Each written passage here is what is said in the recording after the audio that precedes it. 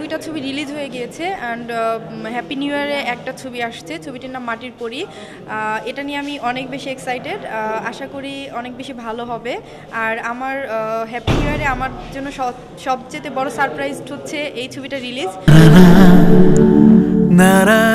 আমি ফার্স্ট যখন কাজ করেছি তখন একেবারেই অজানা, তখন আমি নতুন একটা মৌমিতা, যেখানে যার ক্যামেরা সম্পর্কে কোনো আইডিয়া ছিল না, ইভেন শুটিং সম্পর্কে কোনো আইডিয়া ছিল না।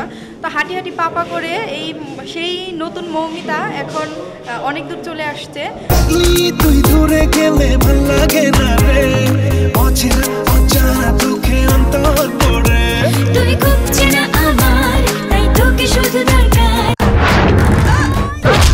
অতিরিক্ত বেশি কিছু দেখানো যাবে না, যতটুকু দরকার অতটুকু। আর বাইরের দেশে যেটা হয়, ওরা একটা জিনিসকে সুন্দরভাবে ফুটিয়ে তুলতে পারে, যার কারণে হয় কি সেগুলো চোখে পড়ে না, ইভেন সমালোচনার সম্মুখীন হয় না।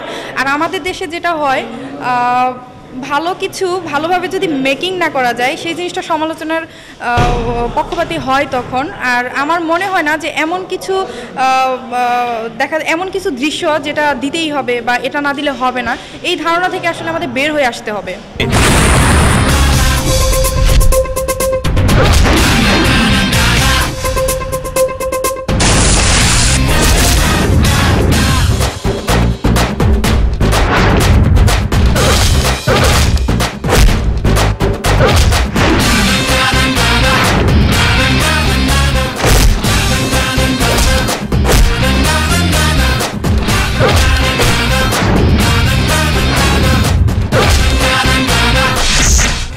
তারেকের মাটির পরী।